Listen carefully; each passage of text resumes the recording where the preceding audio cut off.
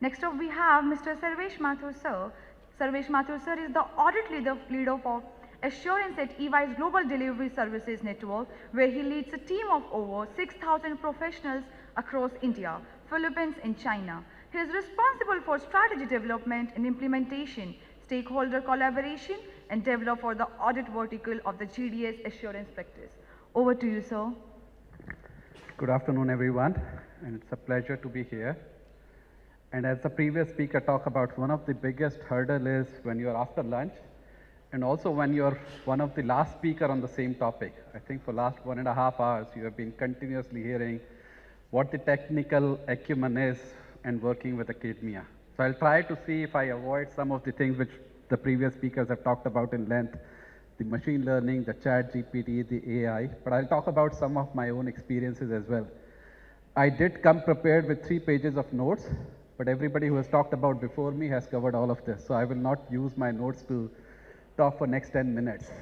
But I'm a chartered accountant by profession, and it is so good to see that the ICAI had a big setup here where they have displayed all the things which the ICAI do with the accounting profession. But how the things have changed over last 30 years is just unimaginable. In fact, Kamal and I worked together in EY, and we worked together on a very large automotive client. And in audit in US particularly, you have to change the partner who is signing the audit opinion after every 5 years. So when we took over this client, some of the partners went for an interview, and they were all automotive experts who went for an audit committee chair interview. After the audit committee chair interviewed 5 partners who were all automotive experts, he actually came back and says, I don't need an automotive partner. I need a technology partner. And we were quite surprised and shocked that an automotive client is asking for a technology partner. And he says, car manufacturing is not all about car now. It is about what technology we are including in the car. And I want a partner who understands how to do an accounting and how to do the auditing around the technology, and not about assembling of the car or the creating the automotive part. This was an eye-opener for us. Actually, if you look at when we go and buy the car right now, we don't look at the functionality of the car. We are looking at what size of the screen the car has. If you look at MG Motor, they all talk about 10-inch screen. If you look at Tesla, there is only one steering wheel and one large screen, nothing else. So everything is changing in this technology advanced world.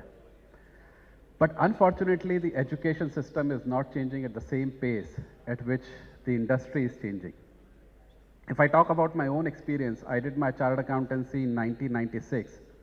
And if you look at the curriculum of ICAI right now, with no offense to ICAI, 70% of the curriculum is still the same. That means they are not adapting to what the industry is looking at.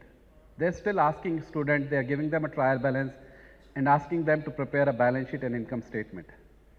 Who's preparing balance sheet and income statement manually now? Nobody is preparing. There are all kind of ERP system available which just on the push of a button can create your balance sheet and income statement. But ICAI has to change. A lot of people talk about curiosity.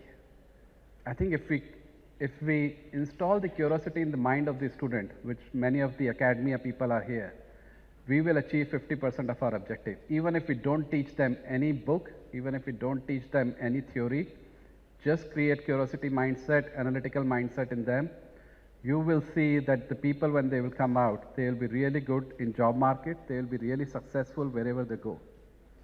I'll give you another example. One of the large supermarket in UK gave us a consulting project and says, analyze our sales in the night and tell us some of the way we can actually increase our sales in the night time, because we have really good sales during the daytime, but not during the night time.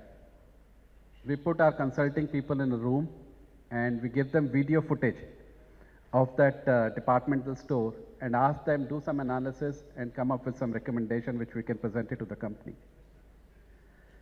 Interestingly, based on the CCTV footage, they saw there are a lot of men who are coming in the night to buy the diaper because their spouses are telling them that the diapers are finished and you have to go and buy the diaper at the superstore. Particularly in UK where the superstore was based, we know that people are big fan of beer. And we realized that these frustrated fathers who were coming to the superstore to buy the diaper at the night were tired and frustrated. And we actually recommended you put the beer next to the diaper and let's see the change in your sale. The sales increase exponentially because of this recommendation. This is all about curiosity. This is not there in any textbook. This is all about analytical mindset. And that's what we need to create in our student when they are in the school and college. As the previous speaker talked about, what we ask people, sit in the classroom, listen to the professor, do the homework, come back next day. In fact, my own son is in 11th grade. I have more stress right now because his exams are starting next week than him. Because of the same thing, the teacher has to finish the curriculum, he has to revise the curriculum and go in the examination. We need to change that because he's right now studying calculus and integration and trigonometry. And he asked me, have you studied this? I said, yes, in my 12th grade, even in my CA exam, I studied this. How many times you used it in your job? Answer is 0. I have never ever used calculus, integration, trigonometry in my job because I am into accounting profession. And that's where we need to change the mindset in the academia, that we really need to prepare kids for the future. We don't need to follow the traditional way of teaching. We need to work with the institute as well, or with the organization and industry as well. Lot of time we talk about internship of the student in the industry. I would suggest we should do internship of the professors in the industry. They need to come to the industry and see what the industry is doing as work so that they can go back to college and teach their student on what they need to learn. When students come for internship, they get a certificate at the end and they are gone. But that knowledge which the student is gaining is not getting cascaded to 1,000 other people. That knowledge stays with the student. But if the professor comes to a institute and the organization and industry, and they learn what the industry is doing in day out, they will go back, they will challenge the curriculum they have, and they will prepare the students for the future. We also feel in the organizations or in the industry that now the time has come where all the universities have to work with the organization to revisit their curriculum. Whatever they are using for last 20, 30 years needs a complete rehauling. And unless we do that, I think one of the previous speaker talked about he was a professor or a dean from a college, that universities are measured on what is the pay package their students are getting. He talked about he started with 10 lakhs and somebody is now getting 80 lakhs. For college to have a higher pay package, somehow we need to work with the corporation because there is a cost involved. When we hire somebody from university, whether he is a graduate or an engineer or a chartered accountant, we invest months and months in training those people, which cost us money.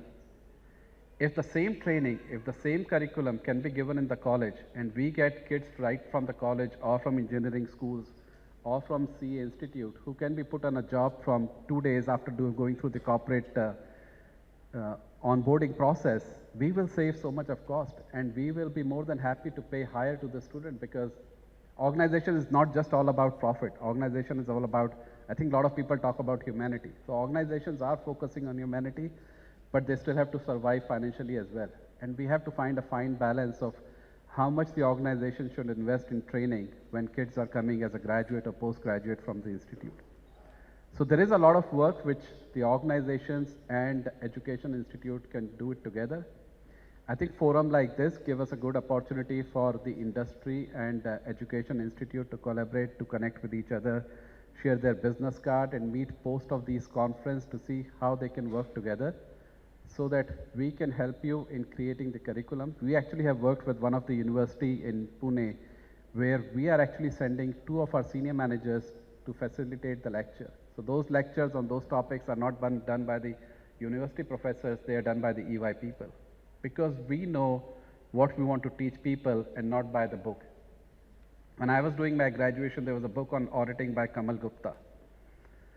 Now, if you look at that book and see how the audit is written in that book, which is still used in Delhi University, and how we are doing the audit has completely changed. We all learned, if some people are from accounting, we all learned a concept called bank reconciliation, where you match the balance of the general ledger with the bank balance. Now we are working on a technology where on a daily basis, you can actually reconcile all your transactions with bank and you don't need to prepare bank reconciliation. So if we are teaching students that you have to do bank reconciliation when you're auditing cash and bank, and when they come to organization, they realize bank reconciliation is not relevant. We are not using their time wisely. So we need to work to see what technology exists, what is happening in the industry, and how we can use the limited time everybody has, the limited attention span everybody has, to the best advantage of these students, so that when they are coming into the job market in future, they are future ready, and the organization are also feeling very good when we hire those people. Thank you for your time, and thank you, Kamal, for inviting me. Kamal and I actually worked together in EY for 3 and 4 years, and actually worked on the same client for a couple of years as well. Thank you.